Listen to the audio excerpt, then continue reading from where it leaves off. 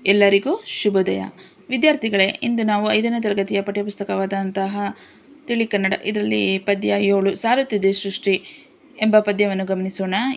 ಈ ಪದ್ಯವನ್ನು ಬರೆದವರು ಸಿದ್ದಯ್ಯ ಪುರಾಣಿಕ್. ನೀವು ನಮ್ಮ ಚಾನಲ್ಗೆ ಹೊಸದಾಗಿ ಭೇಟಿ ನೀಡಿದಲ್ಲಿ ತಕ್ಷಣ ಬೆಳಕಿ ಕ್ಲಾಸನ್ನು ಸಬ್ಸ್ಕ್ರೈಬ್ ಮಾಡಿ, ಲೈಕ್ ಮಾಡಿ, ಶೇರ್ ಮಾಡಿ ಹಾಗೂ ಕಮೆಂಟ್ ಮಾಡಿ. ಹಾಗೂ ಮುಂದೆ ಕಾಣುವಂತಹ ಬೆಲ್ ಐಕನನ್ನು ಒತ್ತಿ, ಏಕೆಂದರೆ ನಾವು ಮಾಡುವಂಥ ವಿಡಿಯೋದ ನೋಟಿಫಿಕೇಷನ್ ನಿಮಗೆ ಬಹಳ ಬೇಗ ದೊರೆಯುತ್ತದೆ. ಈಗ ಪದ್ಯವನ್ನು ಪ್ರಾರಂಭಿಸೋಣ. ಸಾರುತ್ತಿದೆ ಸೃಷ್ಟಿ.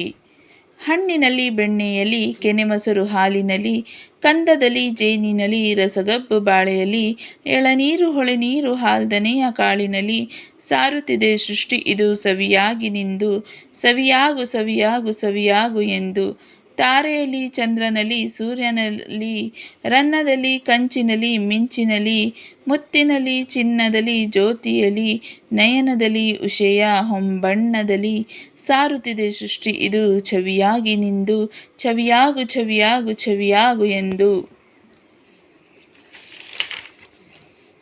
ಶಬ್ದದಲ್ಲಿ ಸವಿಯಾಗಿ, ಅರ್ಥದಲ್ಲಿ ಬೆಳಕಾಗಿ, ಬಾಳ ಭವ್ಯತೆಗಿಲ್ಲಿ ಬೆಳಕು ಸವಿ ಸಾಕಾಗಿ, ಬಾಳುವೆಯ ಸವಿ ಬೆಳಕ ಬರೆಯುವವ ಬೇಕಾಗಿ, ಸಾರುತ್ತಿದೆ ಸೃಷ್ಟಿ ಸವಿ ಸವಿಯಾಗಿ ನಿಂದು, ಕವಿಯಾಗು ಕವಿಯಾಗು ಕವಿಯಾಗು ಎಂದು.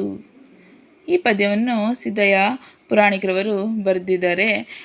ಇದರ ಭಾವಾರ್ಥವನ್ನು ಗಮನಿಸ್ತಾ ಹೋಗೋಣ. ಕವಿಯು ನಿಸರ್ಗದ ಬಗ್ಗೆ ಬಹಳ ಸುಂದರವಾದ ಕವಿತೆಯನ್ನು ಬರೆದಿದ್ದಾರೆ. ಯಾವ ರೀತಿ ನೋಡೋಣ. ಹಣ್ಣಿನಲ್ಲಿ, ಬೆಣ್ಣೆಯಲ್ಲಿ, ಕೆನೆ ಮೊಸರು ಹಾಲಿನಲ್ಲಿ, ಕಂದದಲ್ಲಿ, ಜೇನಿನಲ್ಲಿ, ರಸಗಬ್ಬು ಬಾಳೆಯಲ್ಲಿ, ಎಳೆನೀರು ಹೊಳೆನೀರು ಹಾಲ್ದನೆಯ ಕಾಳಿನಲ್ಲಿ, ಸಾರುತ್ತಿದೆ ಸೃಷ್ಟಿ ಇದು ಸವಿಯಾಗಿ ನಿಂದು. ಸೃಷ್ಟಿ ಎಲ್ಲದರಲ್ಲೂ ಕಾಣ್ತಾ ಇದೆ ಅಲ್ವಾ? ನಿಸರ್ಗ ಎಲ್ಲದರಲ್ಲೂ ಇದೆಯಲ್ವಾ? ನಮಗೆ ಮರ, ಹಣ್ಣು, ನಿಸರ್ಗ ಪ್ರಕೃತಿ ಮಾತೆಯಿಂದ ದೊರೆಯುತ್ತೆ ಅಲ್ವಾ?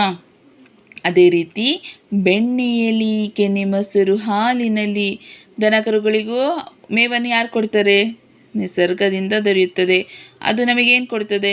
ಬೆಣ್ಣೆಯಲ್ಲಿ ಬೆಣ್ಣೆ ಕೊಡುತ್ತೆ, ಕೆನೆ ಹಾಲು, ಮೊಸರು ಹಾಲು ಎಲ್ಲ ಕೊಡುತ್ತಲ್ವ. ಮೊಸರು ಮಜ್ಜಿಗೆ ಎಲ್ಲ ಮಾಡ್ಕೊಳ್ತೀವಿ ನಾವು, ಅದರಲ್ಲಿ ತುಪ್ಪ ಮಾಡ್ಕೊಳ್ತೀವಿ. ಅದೇ ರೀತಿ ಕಂದದಲ್ಲಿ, ಜೇನಿನಲ್ಲಿ, ಈಗ ಜೇನುತುಪ್ಪ ಸವಿತೀರ, ಎಷ್ಟು ಸಿಹಿಯಾಗಿದೆ ಅಂತೀರಲ್ವಾ? ಅದು ಕೂಡ ಪ್ರಕೃತಿ ಮಾತೆನೇ ಕೊಡುತ್ತೆ. ನಿಸರ್ಗದಲ್ಲಿ ಅರಳಿರುವಂಥ ಹೂವಿನಿಂದ ಮಕರಂದವನ್ನು ಹೀರಿ ಏನು ಮಾಡ್ತವೆ? ರಸವನ್ನು ಹೀರಿ ಜೇನನ್ನು ತಯಾರಿಸುತ್ತವೆ ದುಂಬಿ. ರಸಗಬ್ಬು ಬಾಳೆಯಲ್ಲಿ ಜೇನು ಹುಳ ಇದು ಮಾಡುತ್ತಲ್ವಾ?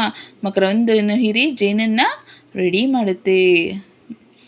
ರಸಗಬ್ಬು ಬಾಳೆಯಲ್ಲಿ ಮತ್ತು ಬಾಳೆಹಣ್ಣು ತುಂಬ ಸ್ವಾದಿಷ್ಟವಾದದ್ದಲ್ವಾ? ಎಳೆನೀರು ಹೊಳೆನೀರು ಹಾಲ್ದನೆಯ ಕಾಲಿನಲ್ಲಿ, ಎಲ್ಲ ಎಳೆನೀರುಗೆ ಹೊಳೆ ನೀರು ಬಂದು ಅದು ಯಾವ ಮಳೆಯಿಂದ ಬೆಳೆ, ನಿಸರ್ಗದಿಂದ ಏನು ಬರುತ್ತೆ? ಮಳೆ ಬರುತ್ತೆ.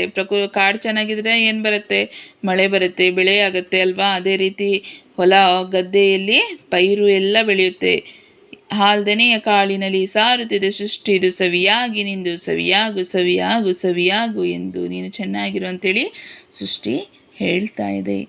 ತಾರೆಯಲ್ಲಿ, ಚಂದ್ರನಲ್ಲಿ, ಸೂರ್ಯನಲ್ಲಿ, ರನ್ನದಲ್ಲಿ, ಕಂಚಿನಲ್ಲಿ, ಮಿಂಚಿನಲ್ಲಿ, ಮುತ್ತಿನಲ್ಲಿ, ಚಿನ್ನದಲ್ಲಿ ಎಲ್ಲದರಲ್ಲೂ ಕೂಡ ಪ್ರಕೃತಿ ಮಾತೆಯನ್ನು ಕಾಣ್ತೀವಿ. ಜ್ಯೋತಿಯಲ್ಲಿ, ನಯನದಲ್ಲಿ, ಉಷೆಯ ಹೊಂಬಣ್ಣದಲ್ಲಿ, ಸಾರುತ್ತಿದೆ ಸೃಷ್ಟಿ ಇದು ಛವಿಯಾಗಿ ನಿಂದು, ಛವಿಯಾಗು ಛವಿಯಾಗು ಛವಿಯಾಗು ಎಂದು ಅಲ್ವಾ? ಪ್ರಕೃತಿ ಮಾತೆ ಎಲ್ಲ ಸುಂದರವಾಗಿದ್ದರೆ ಎಲ್ಲವೂ ಕೂಡ ಸಮೃದ್ಧವಾಗಿ ಬೆಳೆ ಪೈರು ಎಲ್ಲ ಚೆನ್ನಾಗಿ ಬೆಳೆಯುತ್ತದೆ ಅಂಥೇಳಿ ಹೇಳ್ತಿದ್ದಾರೆ. ಶಬ್ದದಲ್ಲಿ ಸವಿಯಾಗಿ, ಅರ್ಥದಲ್ಲಿ ಬೆಳಕಾಗಿ, ಬಾಳ ಭವ್ಯತೆಗಿಲ್ಲಿ ಬೆಳಕು ಸವಿ ಸಾಕಾಗಿ, ಬಾಳುವೆಯ ಸವಿ ಬೆಳಕ ಬರೆಯುವವ ಬೇಕಾಗಿ, ಸಾರುತ್ತದೆ ಸೃಷ್ಟಿ ಸವಿ ಸವಿ ಸವಿ ಛವಿಯಾಗಿ ನಿಂದು, ಕವಿಯಾಗು ಕವಿಯಾಗು ಕವಿಯಾಗು ಎಂದು. ಕವಿ ಏನು ಮಾಡ್ತಿದ್ದಾರೆ? ನಿನ್ನಲ್ಲಿ ಜ್ಞಾನದ ಬೆಳಕನ್ನು ನಾವು ನೀಡ್ತಾ ಇರಬೇಕು. ಅದೇ ರೀತಿ ಶಬ್ದದಲ್ಲಿ ಸವಿಯಾಗಿ, ಪ್ರಕೃತಿ ಮಾತೆ ಮಳೆ ಬಂದಾಗ ಈಗ ನಮಗೆ ಶಬ್ದ ಆಗುತ್ತೆ, ಗುಡುಗು ಮಿಂಚು ಆಗುತ್ತಲ್ವಾ? ಯಾವ ರೀತಿ ಬರುತ್ತೆ? ಅರ್ಥದಲ್ಲಿ ಬೆಳಕಾಗಿ ಬೆಳಕು ಬರುತ್ತೆ, ಬಾಳ ಭವ್ಯತೆಯಲ್ಲಿ ಬೆಳಕು ಸವಿ ಸಾಕಾಗಿ, ಬಾಳುವೆಯ ಸವಿ ಬೆಳಕ ಬರೆಯುವ ಬೇಕಾಗಿ, ಸಾರುತ್ತಿದೆ ಸೃಷ್ಟಿ ಸವಿ ಸವಿ ಸವಿ ಛವಿಯಾಗಿ ನಿಂದು, ಕವಿಯಾಗು ಕವಿಯಾಗು ಎಂದು ಅಲ್ವಾ? ಸವಿಯಾದ ಗುಣಗಳನ್ನು ನಾವು ರೂಢಿಸ್ಕೊಂಡು ಬಂದಾಗ ಅರ್ಥಪೂರ್ಣ ಕವಿಯಾಗಿ ನೀನು ನೆಲೆಸ್ತೀಯಾ ಅಂತ ಹೇಳ್ತಾ ಇದ್ದಾರೆ. ಅರ್ಥ ಆಯ್ತಾ ವಿದ್ಯಾರ್ಥಿಗಳೇ? ನೀವು ನಮ್ಮ ಚಾನಲ್ಗೆ ಹೊಸದಾಗಿ ಭೇಟಿ ನೀಡಿದಲ್ಲಿ ತಕ್ಷಣ ಬೆಳಕಿ ಕ್ಲಾಸನ್ನು ಸಬ್ಸ್ಕ್ರೈಬ್ ಮಾಡಿ, ಲೈಕ್ ಮಾಡಿ, ಶೇರ್ ಮಾಡಿ, ಕಮೆಂಟ್ ಮಾಡಿ. ಧನ್ಯವಾದಗಳು.